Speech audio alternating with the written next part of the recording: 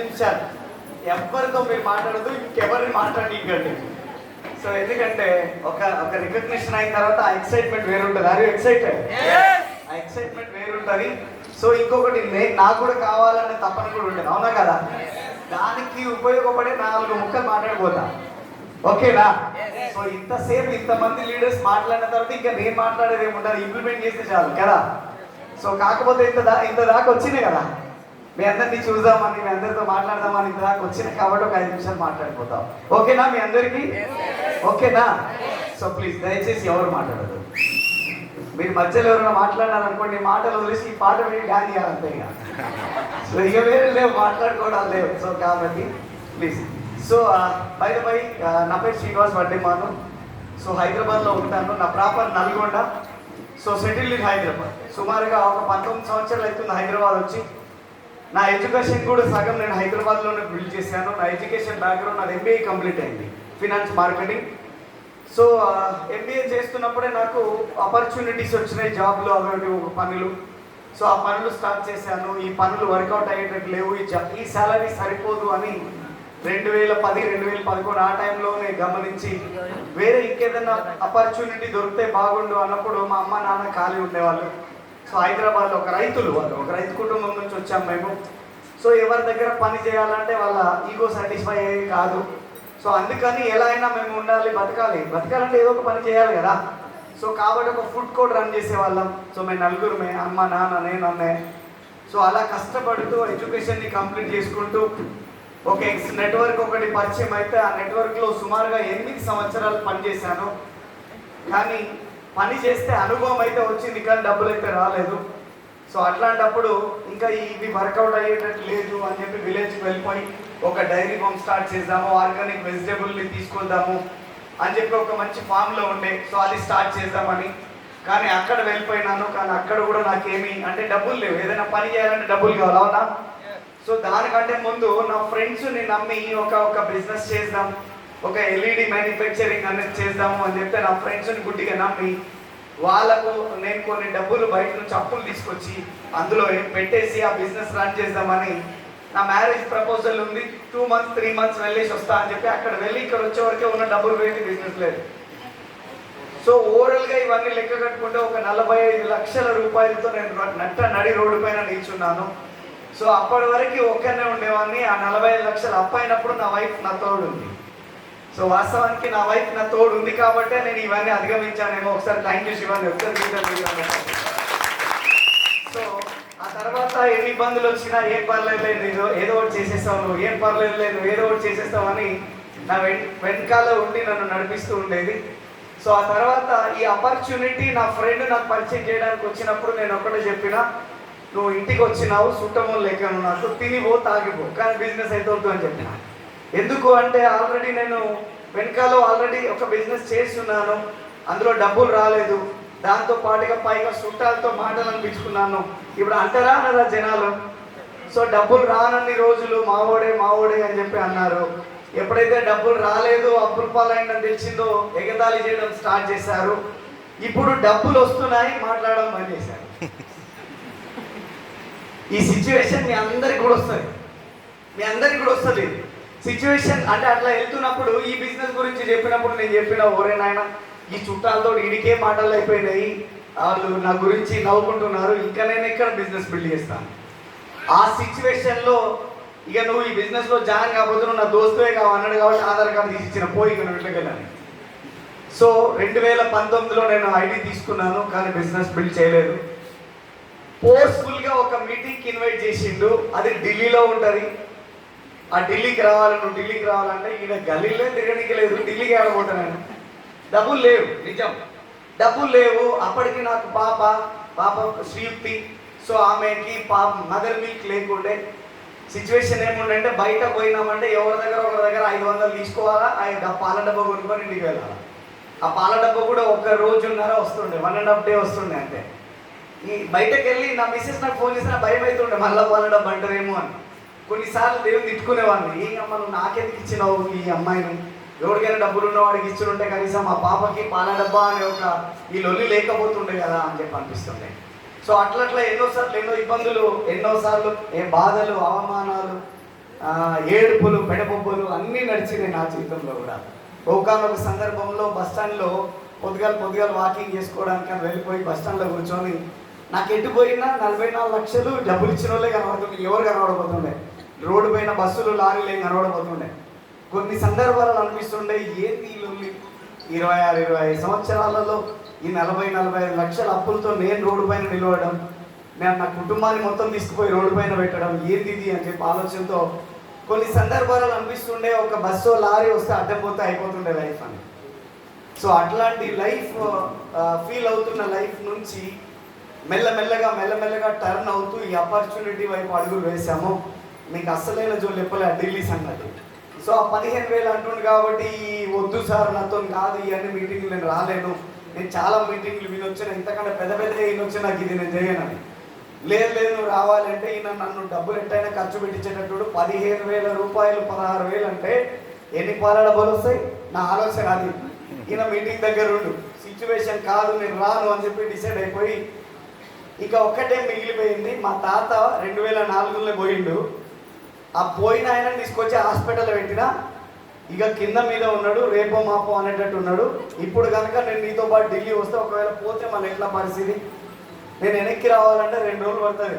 మా తాతని చివరి చూపులు కూడా చూసుకోకుండా అయిపోతుంది. కానీ ఈ మాట చెప్పి ఎగ్గొట్టేద్దాం ఇంకా మీటింగ్కి అని చెప్పేసిన.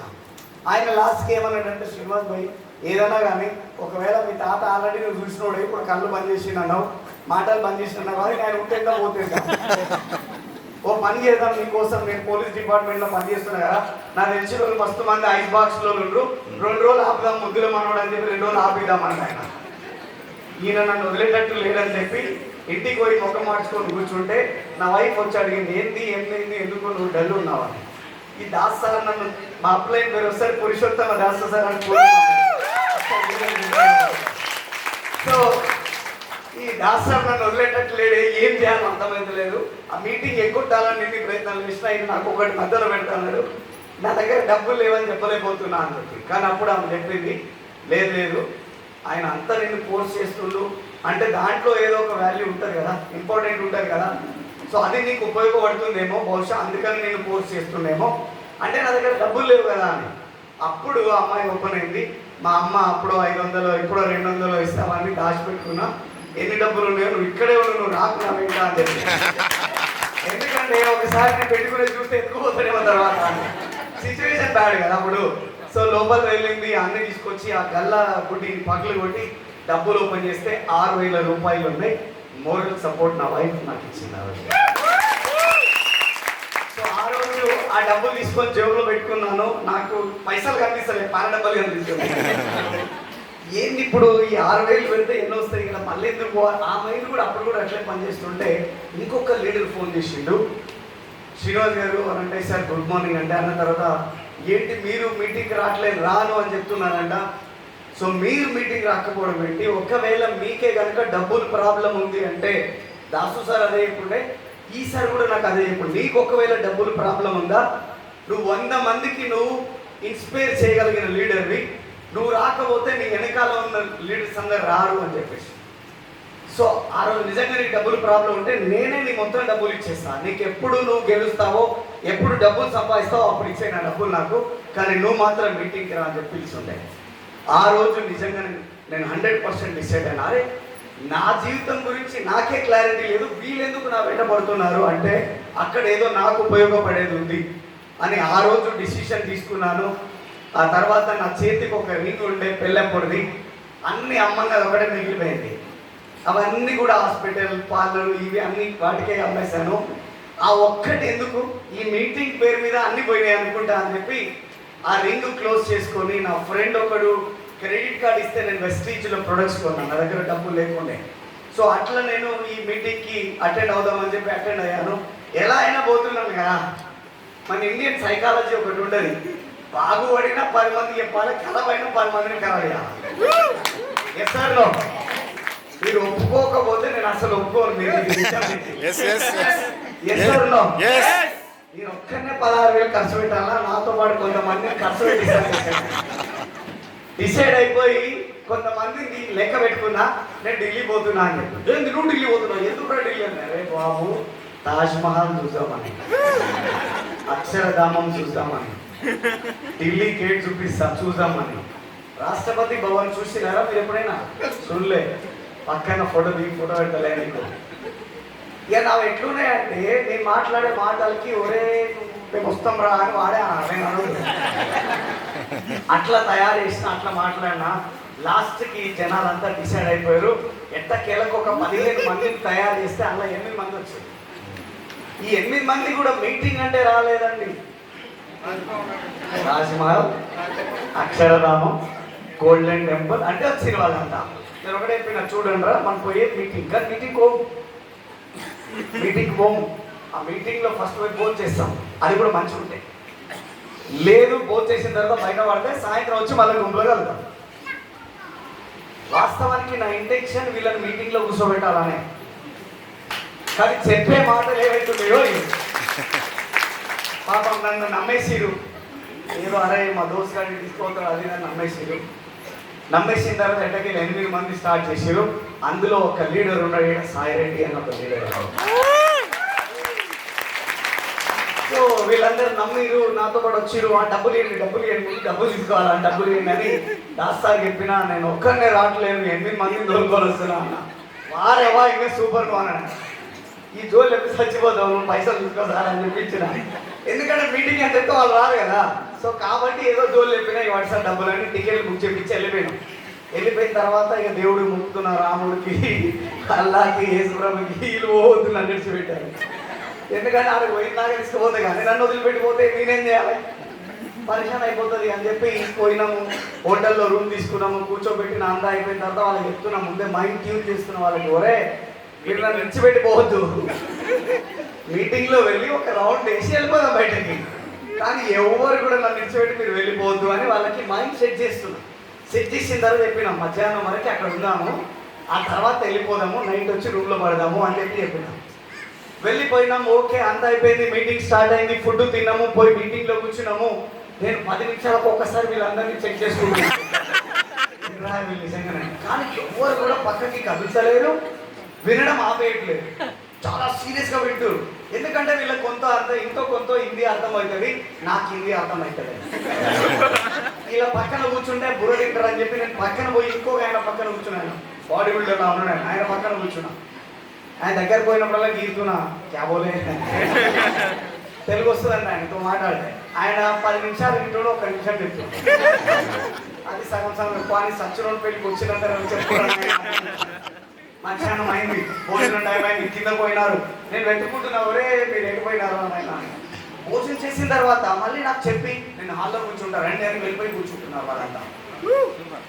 ఇదేంది సరే అని నైట్ అయిపోయింది. తర్వాత ఇంటికి వచ్చినాం, రూమ్లో ఓయో తీసుకున్నాం, అందులో వచ్చి కూర్చున్నాం. పడుకున్నాక ఫ్రెష్ అప్ అవ్వడం మళ్ళీ మాట్లాడదామని చెప్పి మొదటి మాట్లాడి అంతా రెడీ అయిపోయి తర్వాత హోటల్ రూమ్లో ఒక రూమ్లో గ్యాదర్ అయినాం.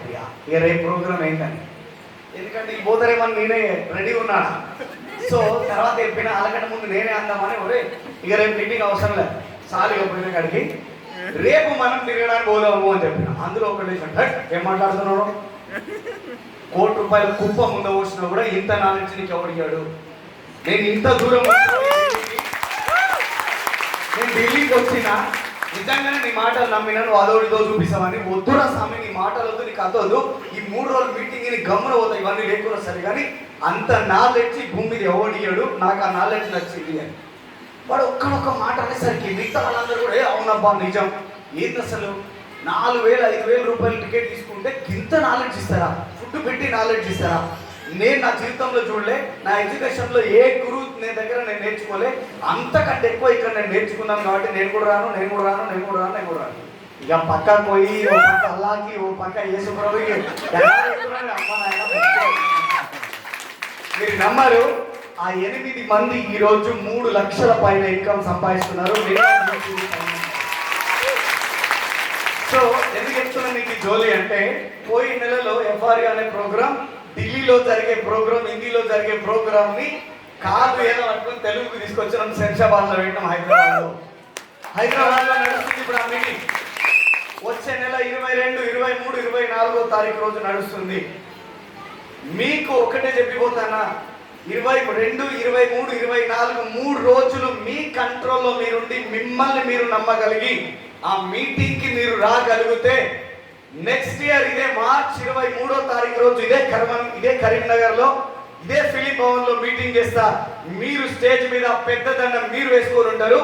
మీ గురించి నేను మాట్లాడుకోవడానికి రెడీ ఉన్నా. మీరు రెడీ ఉన్నారా? మీరు రెడీ ఉన్నారా? సో ఇక్కడ ఒకటే నమ్మకం కావాలి. మనం పక్కింటోని నమ్ముతాం, పైంటోని నమ్ముతాం, కిందింటోని నమ్ముతాం, ఆఖరికి అపార్ట్మెంట్లో ఉన్న సెక్యూరిటీని కూడా నమ్ముతాం. కానీ మనల్ని మనం నమ్మం. Yes sir no? మనల్ని మనం నమ్మం. ఎందుకు నమ్మము అంటే అదొక పెద్ద ఏమంటారు, అదొక ప్రాబ్లం ఇండియాలో. నువ్వు చెప్పు నేను చేస్తా, కానీ నేనైతే చేస్తా అని చెప్పడం మన ఒక బుద్ధితో ఎవరు మాట్లాడు. ఒక నమ్మకం గురించి ఒక చిన్న మాట చెప్పిపోతా మీకు మీటింగ్కి రావాలి అని ఇన్ఫర్మేషన్ మాత్రమే ఇచ్చిపోతున్నా. కన్ఫర్మేషన్ నీకు ఎప్పుడు వస్తుందంటే 3 రోజుల మీటింగ్ అయిన తర్వాత మీరు ఒక వీడియో రికార్డ్ చేస్తారు. ఆ వీడియోలో మీకు కన్ఫర్మేషన్ వస్తుంది. సో నమ్మకం ఉంటే ఏదైనా అవుతుంది, నమ్మకం లేకపోతే ఏది కాదు. నిజమేనా? నిజమే కదా. ఒక ఊర్లో ఒక రైతు ఉన్నాడు, రామయ్య. ఆ రైతు చాలా మంచోడు, 10 మందికి హెల్ప్ చేసే గుణం కలిగినోడు. సో తర్వాత ఏదైనా పని ఉంది అంటే అందులో ఉండే వ్యక్తి, 10 మందిలో చేయి పెట్టి నేను కూడా ఉన్నా అని చెప్పి ధైర్యం చెప్పే వ్యక్తి. సో ఉన్నాడు. సో మంచి వ్యక్తి, పొలంలో పని చేసుకుంటూ ఉంటుండే. ఆ ఊర్లో ఒక ఆర్ఎంపీ డాక్టర్ ఉన్నారు. సో ఆయన తన మందులు తీసుకురావడానికి అని చెప్పి సిటీ వెళ్ళాడు. సిటీలో వెళ్ళి మందులు తీసుకొని అతని గేట్ దగ్గర దిగి ఊరికి నడుచుకుంటూ వెళ్ళిపోతున్నప్పుడు సడన్గా ఈ రామయ్య అనే వ్యక్తికి కడుపులో నొప్పి రావడం స్టార్ట్ అయింది. సో ఆ నొప్పి కాస్త పెరిగి పెద్దదైపోయి కింద పడి కొట్టుకునేంత కడుపు నొప్పి రావడం స్టార్ట్ అయింది. సో అక్కడి నుంచి రోడ్డు పైన చూస్తే డాక్టర్ కనిపించింది. మరి డాక్టర్ కనిపించినప్పుడు పోవాలా పోవద్దా? చింత చిన్న పోవాలా పోవద్దా? పరిగెత్తుకుంటూ రోడ్డు మీదకి వెళ్ళిపోయిండు, కాలువలో పడిపోయిండు. మళ్ళీ బయటకు పడిపోయి డాక్టర్ సాబ్ కడుపులో నొప్పి వచ్చే సస్తున్నా నేను, నువ్వు ఏమన్నా చేయి నన్ను బతికి డాక్టర్ సాబ్. ఆయన అన్నాడు, అరే కడుపు నొప్పి ఎంతసేపు నుంచి చూస్తుంటే జరసేపు అవుతుంది అంటే బ్యాగ్ అంతా వెతుకులాడిండు. అన్ని ట్యాబ్లెట్లు ఉన్నాయి కానీ కడుపు నొప్పి ట్యాబ్లెట్లే. ఈయన ఏమంటుండు, నువ్వు ఇయ్యకపోతే వస్తాను ఇప్పుడు ఈయనే చచ్చిపోతా అంటూ. నేను ఏం చేయాలి? డాక్టర్కి ఒక ఆలోచన వచ్చింది. ఓ రామయ్య, నువ్వు ఒక పని చేయి, నువ్వు నోరు తెరువు, నేను ట్యాబ్లెట్ పెడతానని చెప్పి ఒక ట్యాబ్లెట్ 4 కింద పెట్టేసి రాను నా చేయి పట్టుకొని పోదాం ఊరిదాకా అని చెప్పి తీసుకొని పోయింది. ఇంటికి పోయినారు. ఇంటి దగ్గర కూర్చోబెట్టాడు. రామయ్య జరాకు లోపలికి పోయి మంచినీళ్ళు ఇంకొక గోలి తీసుకొస్తా వేసేది ఉంది అని చెప్పి బ్యాగ్ తీసుకొని లోపలికి పోయాడు. కడుపు నొప్పి గోలి ఇన్ని మంచినీళ్ళు తీసుకొని బయటకు వచ్చాడు. ఏం రామయ్య ఎట్లా ఉంది కడుపు నొప్పి అని. ఆయన అన్నాడు, అయ్యా కడుపు నొప్పి అయితే తగ్గింది కానీ నువ్వు గంట సేపు అవుతుంది గోలు ఇచ్చి అది సప్పరిస్తుంది, ఎంతకు అది కలుగుతలేదయ్యా. అవునా, ఒక పని చేసి బయటకు అది అని చెప్పినాను. అది బయటకు తీసి ఆయన చేతిలో పెడితే ఏముందంటే ఈ అంగికున్న గుండి వీకే. కానీ కడుపు నొప్పి అయితే తగ్గింది, కానీ గోలు అయితే కలగలేదు. కడుపు నొప్పి ఎట్లా తగ్గింది? ఎట్లా తగ్గింది? అదే ఆయన తీసుకొని నోట్లు పెట్టుకొని తగ్గుతుందా? సో నేను కూడా మీకు ఒకటే చెప్పిపోతున్నా, మీరందరూ బాగుపడతారని మీకు తెలుస్తుందా అంటే మీకు తెలియదు ముందే. ఎందుకంటే మీ పక్కన ఉన్నాయి అన్ని పాములే. ఆడ దొరికితే ఏడ కట్ చేద్దామా, ఏడ దొరికితే ఏడ కాట్ చేద్దామా. ఏసారులో ఎంతమంది తప్పించుకొని మీటింగ్ వచ్చి ఇవ్వాలా? అది అభ్యర్థం చేయలేదు. మీరు చూడండి, కొన్ని దుంపలు లేక మీరు ఏడ దొరికిరామా కానీ సందులో వచ్చి రావాల్సిన పరిస్థితి ఏర్పడుతుంది. ఎందుకంటే మనం దొరికినామంటే ఏదో నెగిటివ్ చెప్పి ఎత్తేసేయాలా. ఇప్పుడు మీరు ఇంటికి వెళ్ళిపోతారు కదా, మీరు ఇంటికి వెళ్ళిపోయి గుమ్మంలో చెప్పరించి లోపలికి ఒక ముందుకే మీ పక్కింటి వదిన పిలుస్తారు మిమ్మల్ని. ఏం వదినా పొద్దుగా 9 గంటలకు పోయినావు, ఇప్పుడు వస్తున్నావు, ఎటుపోయినావు?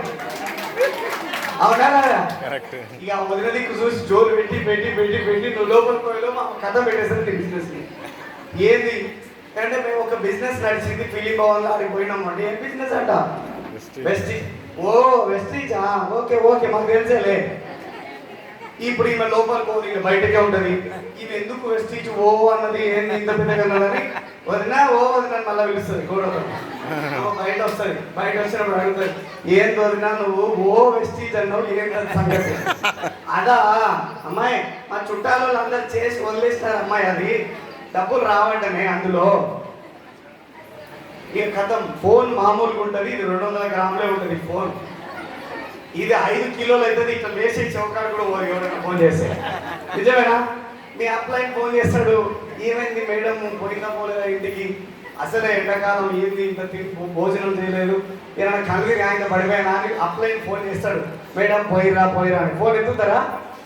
ఎందుకు ఎత్తారు? పక్కింటి వదిన మెడిసిన్ వేసేసింది కదా, కాబట్టి ఇప్పుడు మన మెడిసిన్ పని చేయదు. నేను ఒకటే చెప్తా, మీ జీవితంలో మీరు ఉన్న స్థానం నుంచి ఉన్నతమైన స్థానం వైపు అడుగులు వేయాలంటే మిమ్మల్ని మీరు నమ్మండి తప్ప ఏ ఒక్క వ్యక్తిని కూడా మీరు నమ్మొద్దు. ఏ ఒక్క వ్యక్తి నమ్మినా మీరు సక్సెస్ కాలేరు. శ్రీ నారాయణ రెడ్డి అని ఒక పెద్ద మాట, గొప్ప మాట చెప్పిపోయిండు. ఎవడికి కావాలో ఓడిన వాడి సంజాయిషి, వాళ్ళకు కొట్టుకుపోయిన వాడికి లోకం జల సమాధి కడుతుంది, అదే ఒడ్డున చేరిన వాడికి లోకం వంగి సలాం కొడుతుంది అని చెప్పేసి. సో ఈ మాటలో ఎంత మీనింగ్ ఉందంటే, ఓడిపోయిన జోలు ఎవడైనా వింటాడా? ఒకసారి ఇండియా పాకిస్తాన్తోనో ఇంకో దేశంతోనో ఓడిపోయింది అనుకో, వాళ్ళకి ఇంటర్వ్యూ ఇస్తారా? పోనీ వాళ్ళు ఎక్స్ప్లెనేషన్ చెప్తారా? వాళ్ళు చెప్తారా? కానీ ఒకవేళ గెలిచిండు అంటే ప్రతి ఒక్కరు దాని గురించి మాట్లాడతారు. ఎస్ఆర్ నో? అది ఇండియా మ్యాచ్ అయినా సరే, మీ లైఫ్ అయినా సరే, అది ఇండియా అయినా సరే, మీ లైఫ్ అయినా సరే. నేనేమంటున్నా, ఇండియాని గెలిపించడానికి ఎవరో ఉన్నారు, కానీ మీ కుటుంబాన్ని గెలిపించడానికి ఎవరున్నారు? మీ ఆర్థిక స్వతంత్రం కోసం ఎవరున్నారు? మీ లగ్జరీ లైఫ్ కోసం ఎవరు ఆలోచిస్తారు? మీ పిల్లల బంగారు భవిష్యత్ కోసం ఎవరు ఆలోచిస్తారు? మరి ఎవరు ఆలోచిస్తున్నారు? మరి ఎవరు ఆలోచించాలి? మేడం ఎవరు అన్నారు? పక్కింటి వాళ్ళు ఆలోచిస్తున్నారు కాబట్టి మన జీవితం అట్లయింది. SR no? వాళ్ళు అట్లా ఆలోచిస్తున్నారు కాబట్టి మన జీవితం అట్లయింది.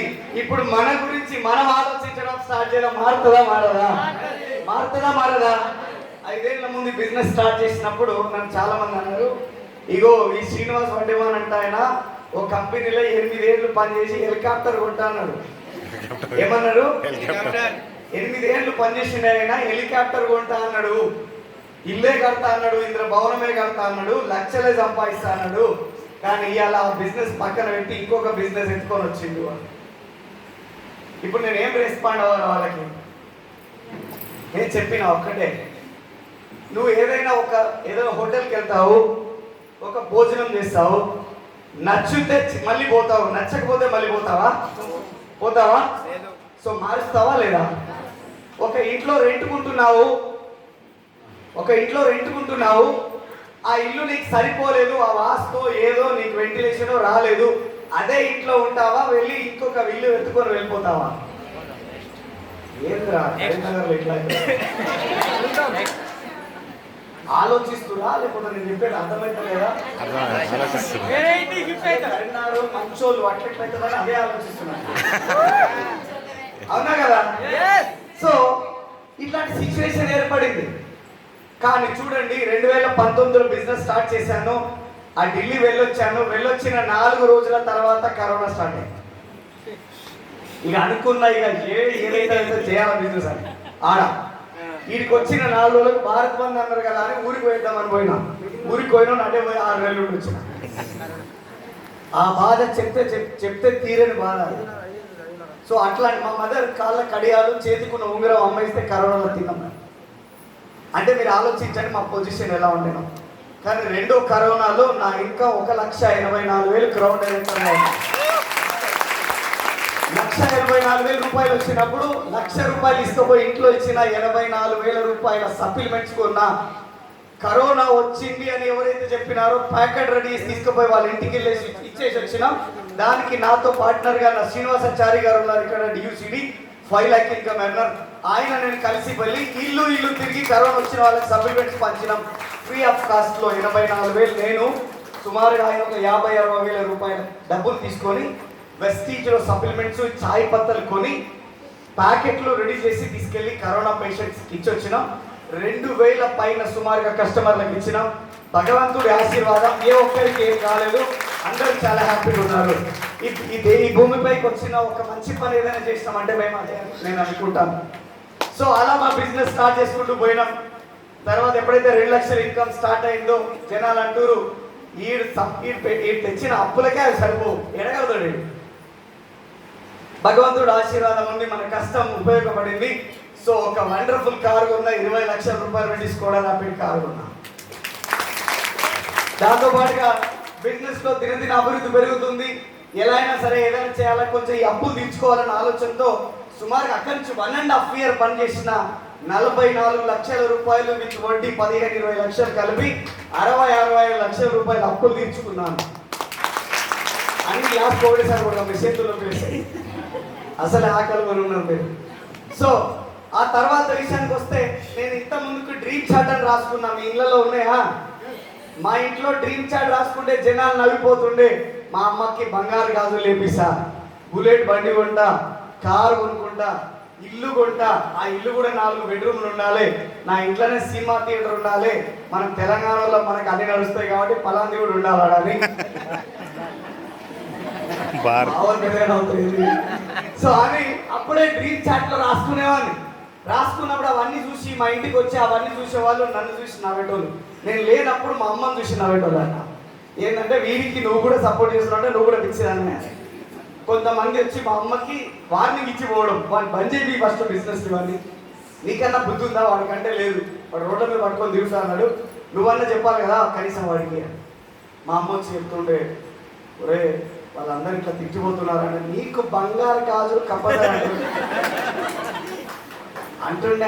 అంటుండే తర్వాత అన్నది, అమ్మ చూడే నీకోసం బంగారు గాజులు ఇస్తా, మన ఇంట్లోనే సినిమా థియేటర్ కట్టించి సినిమా థియేటర్లో నేను కూర్చోబెట్టి KFC చికెన్ లెగ్ పీసులు తెచ్చి నేనే తినిపిస్తాను నీకు. మా అమ్మ అంటుండే, ఒరే అంటే అన్నావు కానీ అయ్యారా దండం పెట్టా, చుట్టాలు వచ్చినప్పుడు మాత్రం అనుభవం. ఎందుకంటే వాళ్ళకి నమ్మకం మొత్తమే లేదు నీ మీద. నాకు కూడా మామూలు నమ్మకమే ఉంది, అది కూడా ఎక్కువ కాదు. ఎందుకంటే నాకు కడుపులో పుట్టినావు కాబట్టి నమ్మాలి నిన్ను. వద్దురా మా అయ్యా ఇంకొకసారి వాళ్ళ గురించి చెప్పొద్దురా అనుకుంటుండే. కానీ ఈరోజు మా మదర్ని అదే బంగారు గాజులతో అదే సినిమా థియేటర్లో ఈరోజు ఆమె పాప్కార్న్ తింటుంది నా పిల్లలతో కూర్చొని. That is my dream. మా ఫాదర్ ఈరోజు నా కొడుకు ఎట్లుంటాడో, నా కొడుకు లేడు, 2 పాపలే. నా ఫాదర్ని నా కొడుకులాగా ట్రీట్ చేసుకుంటున్నా.